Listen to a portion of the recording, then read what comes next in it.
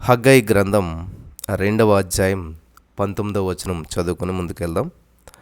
కొట్లలో ధాన్యమున్నదా? ద్రాక్ష చెట్లైనను, అంజూరపు చెట్లైనను, దానిమ్మ చెట్లైనను, ఒలీవ చెట్లైనను ఫలించకపోయెను గదా? అయితే ఇది మొదలుకొని నేను మిమ్మును ఆశీర్వదించెదను.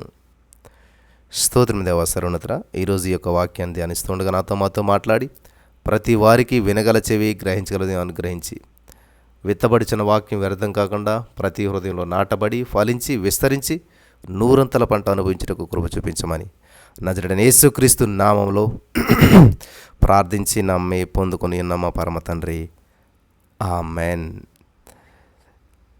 ఇది మొదలుకొని నేను మిమ్మును ఆశీర్వదించేదను. హల్లెలూయా. దేవునికి స్తోత్రం కలుగును గాక అని ఇక్కడ దేవుడు చెప్తుంటే, ఎఫెసీ 1:3 దేవుడు చెప్తున్న మాట ఏంటంటే, ఆత్మ సంబంధమైన ప్రతి ఆశీర్వాదం మీకు అనుగ్రహించబడేను. ఇది పాత నిబంధనలు ఆశీర్వదిస్తానని దేవుడు చెప్పాడు. కొత్త నిబంధనలకు వచ్చేసరికి ఆల్రెడీ ఇచ్చేసాను మీకు నేను. ఎప్పుడైతే యేసుక్రీస్తు ప్రభువు ఈ లోకానికి వచ్చాడో, ఆయన రక్తాన్ని కార్చి సిలువలో మరణించి నీకోసం నా కోసం మరి మానవ అవతారం ఎత్తి వచ్చాడు. ఆయన ఆత్మ సంబంధమైన ప్రతి ఆశీర్వాదం మనకు అనుగ్రహించేశాడంట. ఆయన ఈ యొక్క సత్యాన్ని తెలుసుకోవాలి.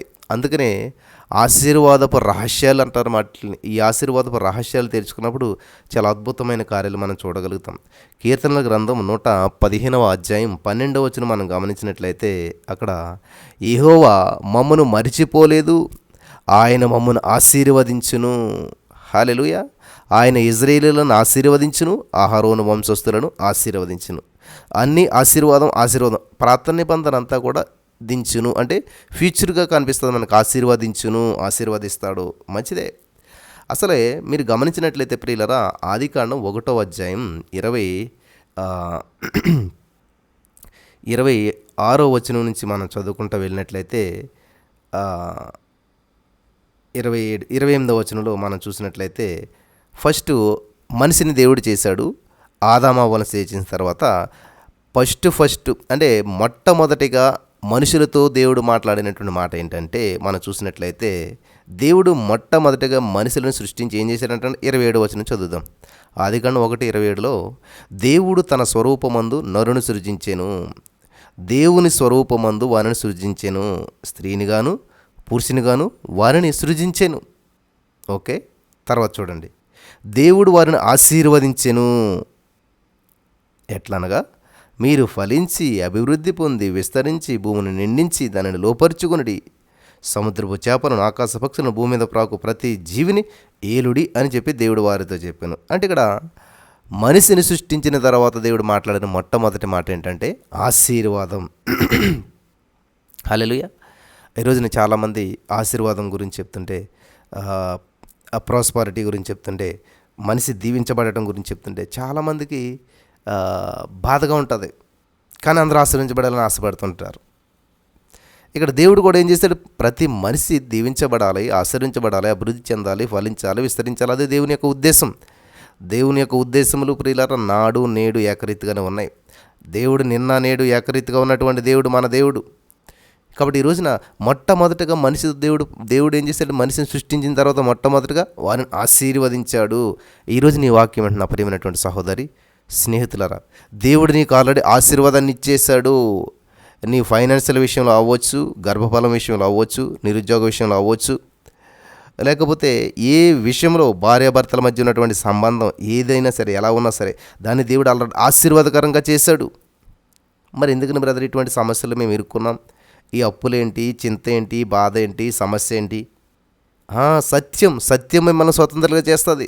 యేసయ్య నాకు ఆల్రెడీ వేల చెల్లించేశాడు, ఈ రోజున నా సమస్యకు పరిష్కారం ఆల్రెడీ ఇచ్చేశాడు అని నువ్వు తెలుసుకుంటే, ఆ సత్యం నువ్వు తెలుసుకున్న రోజున ఖచ్చితంగా నువ్వు విడుదల పొందుకుంటావు. హల్లెలూయా. వింటున్నారా ప్రియులరా? శ్యాంబాగ్ అనేటువంటి ఒక గొప్ప దైవ సేవకుడు ప్రార్థిస్తూ ఉన్నాడంట, సైతాను శక్తులు వెళ్ళిపోవాలని చెప్పేసి ఎంతగానో ప్రార్థిస్తున్నాడంట. ఎందుకనంటే దేవుడు చెప్తూ ఉన్నాడు కదా, ఇక్కడ అధికారం ఇచ్చాడు. ఆదికాండం 1:28లో మనిషికి అధికారం ఇచ్చాడు కాబట్టి అధికారాన్ని ఉపయోగించి మరి అక్కడ ఆయన ఎంతగానో ప్రయత్నం చేస్తున్నాడంట, సైతాన్ని వెళ్ళిపోవాలని చెప్పి సైతాన్ని గద్దించడం, ఎన్నో ప్రయత్నాలు చేస్తూ ఉన్నాడంట. ఎంత ప్రయత్నం చేసినా కూడా సైతాన్ గడు పోవడం లేదంట. గమనించాలి, ఇది చాలా అద్భుతమైనటువంటి సంఘటన అన్నమాట. ఎంత ప్రయత్నం చేస్తున్నా కూడా సైతాన్ గాడు వెళ్ళడం లేదంట. ఎన్నో ప్రయత్నాలు చేశాడు, ఎంతో ప్రయత్నం చేశాడు. ఎందుకంటే మార్కు సువార్త 16:17 దేవుడు చెప్తాడు కదా, నమ్మిన వారి వలన ఈ సూచక క్రియలు కనబడును, ఏమనగా నా నామమున దయ్యములను వెళ్ళగొట్టుదురు. సో ఈ వాక్యాన్ని పట్టుకున్నాడు, ప్రార్థిస్తున్నాడు, పలుకుతున్నాడు. ఎంత ప్రయత్నం చేసినా కూడా ఏ విధంగానూ సైతానుగాడు వెళ్ళడం లేదు. యేసు నామములో అని చెప్పి ఎన్ని చేసినా కూడా సైతానుగాడు వెళ్ళడం లేదంట. అప్పుడు ఆ దయ్యం పట్టినటువంటి వ్యక్తి వింత చేష్టలు చేస్తూ ఉన్నాడు, దయ్యం వెళ్ళడం లేదంట.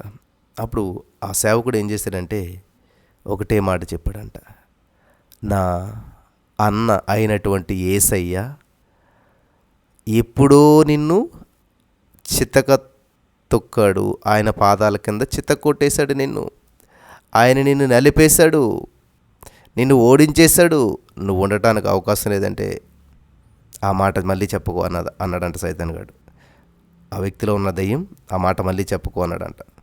మళ్ళా చెప్పడం మొదలుపెట్టాడంట, నా అన్న యేసయ్య ఈ యొక్క నిన్ను ఆయన కొన్ని వేల సంవత్సరాల క్రితమే ఆయన పాదాల కింద చితక తొక్కేశాడు, ఓడించేశాడు, కాబట్టి ఇక్కడ నువ్వు ఉండటానికి అవకాశం లేదు అని చెప్పాడంట. ఎప్పుడైతే అలా చెప్తూ ఉన్నాడో అంతే వెళ్ళిపోయాడంట సైతానుగాడు. కాబట్టి ఇక్కడ కొన్ని పరిస్థితుల్లో కొన్ని విధాలుగా ప్రవర్తించాలంటే ఏం కావాలి, జ్ఞానం కావాలన్నమాట.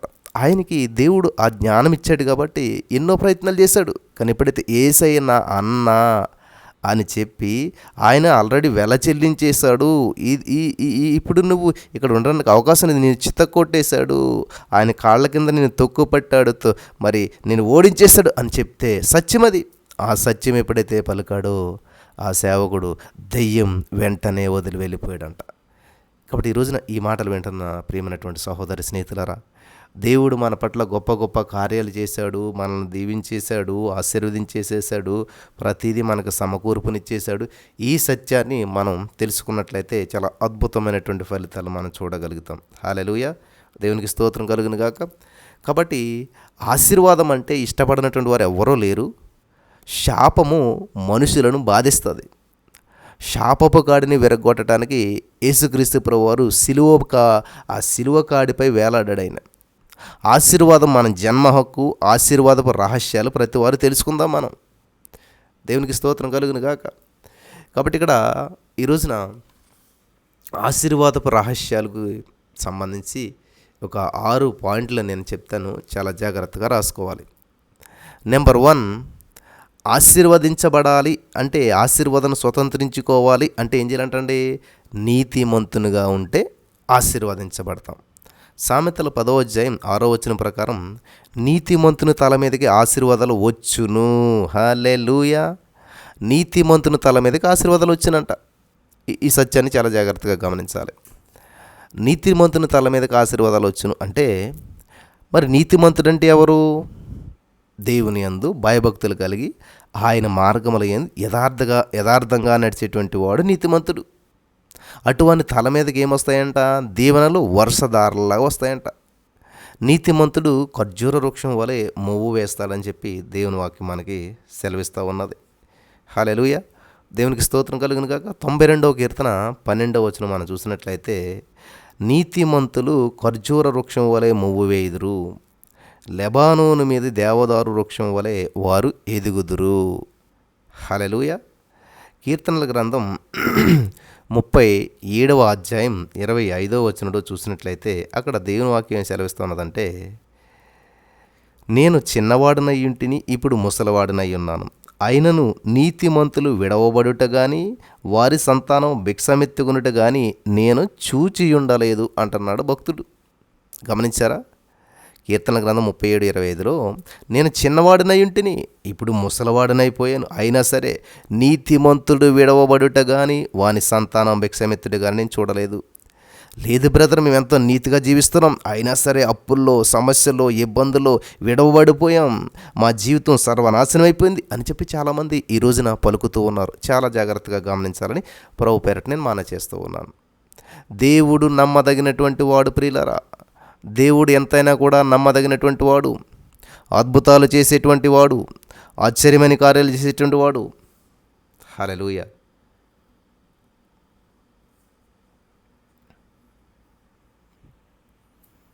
ఆయన అన్యాయస్తుడు కాదు. నీతిమంతులు విడవబడలేదంట, విడవబడరు. మరి నీతిమంతులు ఎలాగవుతాం మనం అసలేని? మనం నీతిమంతులమా కాదా మనకి ఎలా తెలుస్తుంది? పాత నిబంధన ప్రకారం కాదు, కానీ కొత్త నిబంధన ప్రకారం నీతి మనకు ఆపాదించబడింది. ఉచితంగా నీతిమంతులుగా కృప ద్వారా, విశ్వాసం ద్వారా మనం తీర్చబడుతున్నాం. నమ్ముటిదే సరిపోతుంది, నమ్మితే సరిపోతుంది.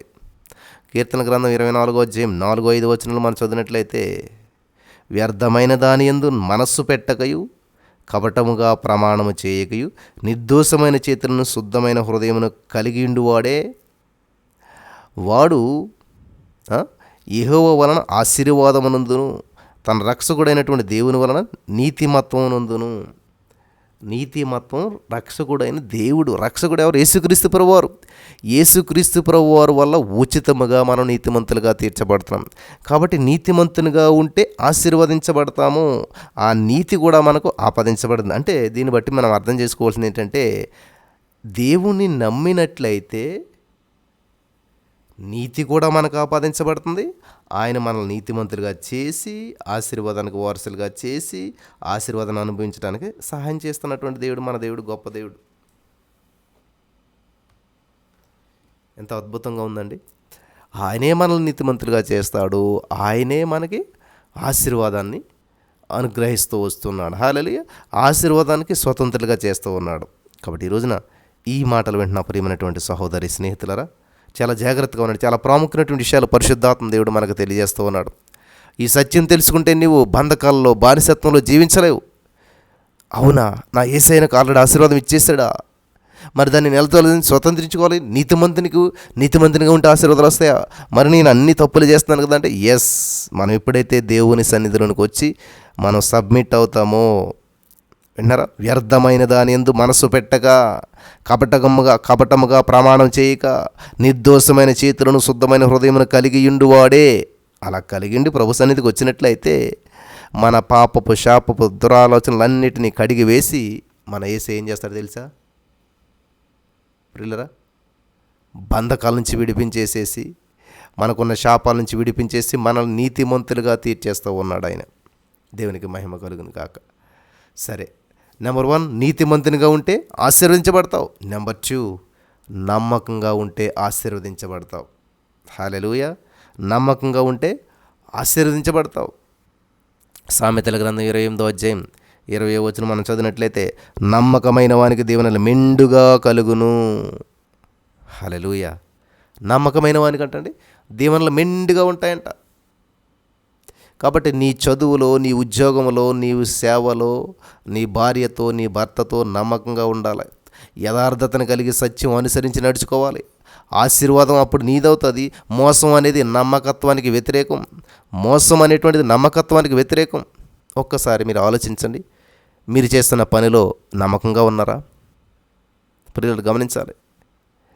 మీరు పనిచేసే ఆఫీసులో ఫ్రీ కదని చెప్పి అక్కడ నుంచి జిరాక్సులు తీసి తెచ్చుకుంటారు, రబ్బర్ బ్యాండ్ తెచ్చుకుంటారు. ఏముందండి రబ్బర్ బ్యాండ్? ఎస్, అక్కడే మరి సులువుగా చిక్కులు పెట్టే పాపం. నీ పొరుగు అనేది ఏది ఆశించొద్దంటే రబ్బర్ బ్యాండ్కే కదా, ఏమున్నది అనుకుంటున్నారా? అక్కడే మరి. ఎంత పెద్ద కుండకైనా సరే చిన్న చిల్లు ఉంటే తెల్లవారేసరికి కుండ ఖాళీ అవుతుంది. కాబట్టి ఏదో చిన్నదే ఈ రబ్బర్ బ్యాండ్కి ఏమవుతుంది అనుకుంటే, అదే మన జీవితంలో పెద్ద ఆశీర్వాదానికి పెద్ద ఏమవుతుంది అంటే అది కన్నం అవుతుంది అనమాట. హోల్ అవుతుంది. నీ యొక్క సంపాదన సంచికి చిల్లు అవుతుంది. జాగ్రత్త. ఇటువంటివి చిన్న చిన్న విషయాల్లో మనం నమ్మకత్వాన్ని కోల్పోయి ఏమన్నదిలేండి ఇది అనుకుంటూ ఉంటుంటాం. కానీ అక్కడే తెలుస్తుంది అనమాట మనకి. కాబట్టి నమ్మకంగా ఉంటే ఆశీర్వించబడతావు. మోసం అనేటువంటిది నమ్మకత్వానికి వ్యతిరేకం. కాబట్టి నువ్వు పనిచేస్తున్న ప్లేస్లో అవ్వచ్చు, నువ్వు ఉన్న ప్లేస్లో అవ్వచ్చు, నువ్వు ఎక్కడున్నావో, ఏం చేస్తున్నావో, ఎటువంటి పరిస్థితిలో ఉన్నావో అంతా నీకు తెలుసు. కానీ అక్కడ ఏ విధంగా నువ్వు ఉంటూ ఉన్నావు, ఎంతటి నమ్మకత్వాన్ని నువ్వు ప్రసాదిస్తూ ఉన్నావు గమనిస్తున్నారా? ఖచ్చితంగా ప్రతివారు చదువుకుంటారు. చదువులో అవ్వచ్చు, చదువులో నమ్మకంగా ఉన్నావా? ఉద్యోగం చేస్తున్నావు, ఉద్యోగంలో నమ్మకంగా ఉన్నావా?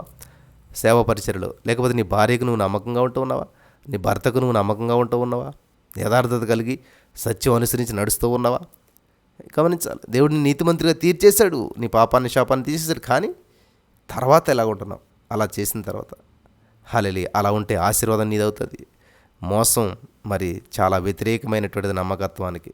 నేను నమ్మకంగా ఉన్నానని చెప్పి మోసం చేస్తూ, చాలా ఇబ్బందుల్లో ఉన్నాను, ఉద్యోగం వస్తుందని చెప్పి లంచం ఇచ్చేసేసి, చాలామంది ఇదే చేస్తున్నారు అన్నమాట. ప్రార్థన చేయమంటారు, లంచమేమో కట్టేస్తారు, ప్రార్థన ఏమో చేయమంటారు. దేవుడు ఎలాగ యాక్సెప్ట్ చేస్తాడు దాన్ని? దేవుడు ఎలాగ ఆశీర్వదిస్తాడు దాన్ని? నమ్మకంగా ఉంటే దేవుడు ఆశీర్వదిస్తాడు. కానీ ఇలాగా లంచం ఇచ్చి, లేకపోతే మోసం చేసి, లేకపోతే ఏదో ఎవరికి రావాల్సింది మనకి, ఇలాగా ఇటువంటివన్నీ చేసేసేసి ప్రార్థన చేసేసేయండి అంటే జాగ్రత్త పిల్లలు, ఉన్నదానికి ముప్పు అవుతుంది. ఇట్లాగా ప్రార్థనలు చేయించుకుంటే, ఎందుకంటే సేవకులు తెలియక చాలా భారంతో ఏదో ప్రార్థన చేస్తారు మంచిగాను, కానీ మీరు చేసే మోసం వాళ్ళకి తెలియదు. దానివల్ల ఫలితం మీకు చాలా డిఫరెంట్గా ఉంటుంది అన్నమాట. కాబట్టి మీరు చేస్తున్నది కరెక్ట్గా లేనప్పుడు ప్రభువారు దీన్ని దీవించాలని ప్రార్థన చేయమంటే ఎలా దీవిస్తాడు? మోసాన్ని సహిస్తాడా దేవుడు? లంచాన్ని సహిస్తాడా దేవుడు? లంచగొంటులు దేవుని రాజ్యం చేయాలని దేవుని వాక్యం ఉంటే మనం ఇచ్చేది లంచం. మళ్ళీ దానికి ప్రార్థన చేయండి అని చెప్తూ ఉంటుంటారు. చాలా నష్టపోతుంటారు ఇట్లాగా. మరి ఈ సత్యాలు మీరు తెలుసుకోవాలని ప్రభు పేరట నేను మాన చేస్తూ ఉన్నాను. నెక్స్ట్, నెంబర్ 1, నీతిమంతునిగా ఉంటే ఆశీర్వాదాన్ని స్వతంత్రించుకుంటావు. నెంబర్ 2, నమ్మకంగా ఉంటే ఆశీర్వాదాన్ని స్వతంత్రించుకుంటావు. నెంబర్ 3, కనికరం కలిగి ఉంటే ఆశీర్వాదాన్ని నువ్వు స్వతంత్రించుకుంటావు. హల్లెలూయా, దేవునికి స్తోత్రం కలుగును గాక. ఇదే సామెతల గ్రంథంలోని 22వ అధ్యాయం 22 అధ్యాయం 9 మనం చదివినట్లయితే అక్కడ దేవుని వాక్యం సెలవిస్తుందంటే, దయాదృష్టి గలవాడు తన ఆహారములో కొంత దరిద్రునికిచ్చును, అట్టివాడు దీవెన నొందును.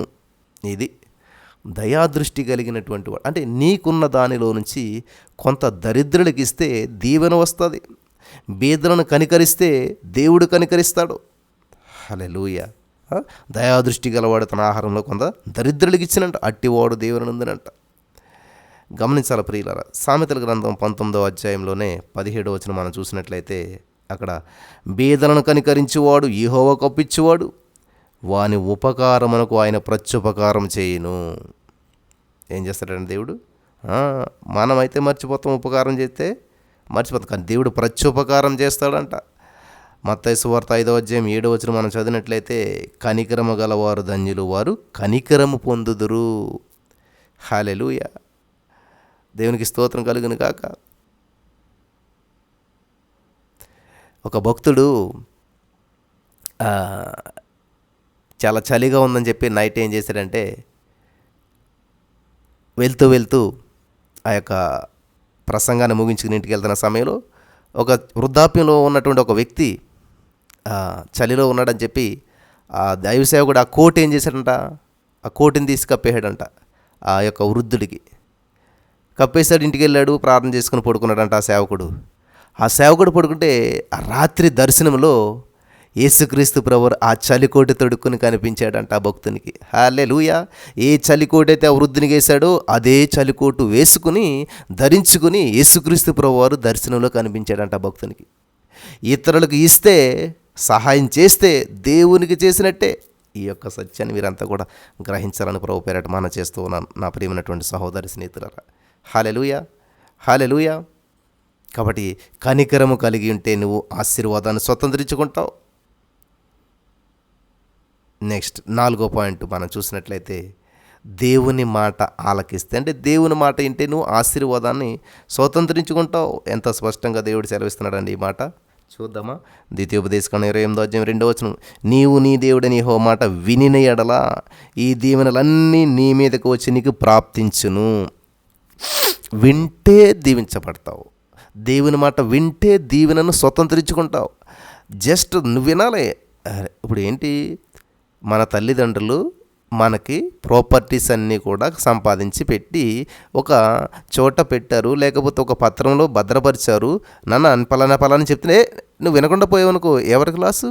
వింటే నువ్వు స్వతంత్రించుకుంటావు. అవునా, నాకు అంత ప్రాపర్టీ ఉన్నదా, నా పేరుని ఎంత ఉన్నదా, ఆ డాక్యుమెంట్స్ అక్కడ ఉన్నాయా, పలానా బ్యాంకులో పెట్టిన లేదా పలానా లాకర్లో పెట్టిన వాళ్ళు చెప్తున్నప్పుడు అసలు వినకుండా నువ్వు సంపాదించవలసింది ఏమీ లేదు, ఆల్రెడీ నీకు సంపాదించి పెట్టేశారు, పలానా చోటు ఉందరా తాళపు చెవు అని చెప్తుంటే వినకుండా ఉంటే దరిద్రుడిగానే జీవిస్తాం.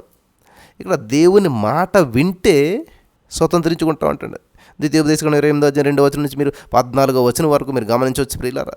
దేవుని మాట నువ్వు ఆలకించినట్లయితే, వినగలిగినట్లయితే 28 రకాల ఆశీర్వాదాలు మరి అక్కడ దేవుడిస్తున్నాడని చెప్పి 14 వరకు చదివితే గ్రహించగలుగుతాం.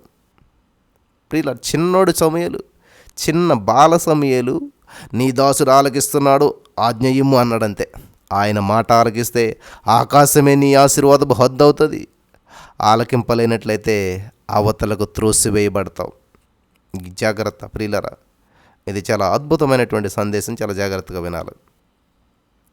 దేవుని మాట ఆలకిస్తే ఆశీర్వాదాన్ని స్వతంత్రించుకుంటావు. నెక్స్ట్ 5వదిగా మనం చూసినట్లయితే ప్రియులారా, చాలా అద్భుతమైనటువంటి విషయాలని పరిశుద్ధాత్మ దేవుడు మనకు తెలియజేస్తున్నాడు.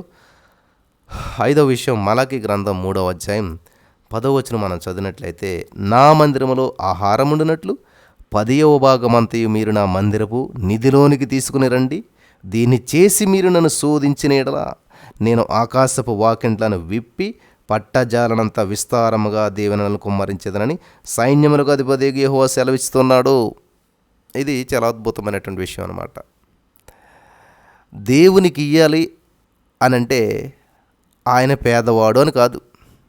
దేవునికి ఇండి అంటుంటారు కదా మనం చాలామంది. దేవునికి ఇచ్చాను అంటే మన దగ్గర ఇచ్చుకునే స్థితిలో ఉన్నాడు ఆయన పేదోడా? మన యొక్క ఆలోచన ఎలా ఉంటే చూడండి. దేవునికి ఇచ్చానండి, కొద్దిలోనే దేవుడికి ఇచ్చాను, నాకు ఉన్నంతలోనే దేవునికి ఇచ్చాను అంటే నీకున్నంతలోనే దేవునికి ఇస్తే దేవుడు తీసుకునేంత పేదవాడా? దేవునికి ఇయ్యాలంటే ఆయన పేదవాడని కాదు, పేదరికాన్ని మార్చే దేవుడు. హల్లెలూయా. చెరువుగట్టు మీద చలమును చిమ్మితే క్రొత్త నీరు వస్తుంది. దేవునికి ఇస్తే పరలోకం నుంచి దీవెన బయలుదేరుతుందన్నమాట. దేవుని సేవకిచ్చుట అనేటువంటిది విత్తుటలో సమానం. దేవుని సేవకు ఇవ్వటం ఏంటంటే విత్తడంతో సమానం. విత్తిన పంట బ్యాంకులో ఉన్నటువంటి సొమ్ము ఎటు పోదు. గమనించాలి, విత్తినటువంటి పంట బ్యాంకులో ఉన్నటువంటి సొమ్ము ఎటు పోదు. కాబట్టి ఈ రోజున నువ్వు దేవుని సన్నిధికి ఇస్తున్నావు, దేవునికి కానుకలు ఇస్తున్నావు, దేవుని సన్నిధిలో నాటుతున్నావు అంటే అది రూపాయి అవ్వచ్చు, ₹1,00,00,000 అవ్వచ్చు, ఏదైనా సరే అది విడిచిపెట్టేసేయకూడదు. అక్కడతోటి చాలామంది కానుకలు ఇచ్చి మర్చిపోతారు. ఇచ్చేసానండి, దేవుడికి ఇచ్చేసిన బాధ్యత. నో, ఎప్పుడైనా సరే దేవునికి కానుక ఇచ్చేటప్పుడు గో గ్రో కమ్ బ్యాక్, వెళ్ళు, విస్తరించు, ఫలించు, అభివృద్ధి చెందు. ఏ రైతన్నా పొలం విత్తనాలు వేసి మంచిగా వదిలేస్తాడా? ప్రతిరోజు శ్రద్ధ తీసుకుంటాడు. ఆ విత్తనం ఎలా మొలిసింది, ఎలా ఫలించింది, దానికి ఏమైనా తెగులు వచ్చిందా, సమస్య వచ్చిందా అని 100 పంట పొందుకునేంత వరకు దాన్ని వెంట పడుతూనే ఉంటాడు. ఈ రోజున క్రైస్తవ లోకం ఏం చేస్తుందంటే కానుకలు పెట్టిలో కానుకే సామయ్య బాధ్యత తీరిపోయింది అనుకుంటున్నారు. ఇది చాలా పెద్ద పొరపాటు అనమాట. ఎప్పుడైతే నువ్వు దేవుడికి ఇచ్చినటువంటి కానుకను మరలా నువ్వు ఆశిస్తావో, అది ఒక పంట నువ్వు గమనిస్తావో, నువ్వు విత్తింది ఒక విత్తనం అని నువ్వు గమనిస్తావో, ఖచ్చితంగా 100 పంట నువ్వు తిరిగి సంపాదించుకుంటావు. ఈ పంట కోసుకోకపోవటం వల్ల ఈ రోజున ఆశీర్వాదాన్ని స్వతంత్రించుకోవట్లేదు. చాలామంది పడేస్తున్నారు అంతే, విత్తనాలను అలా పడేశారు అంతే.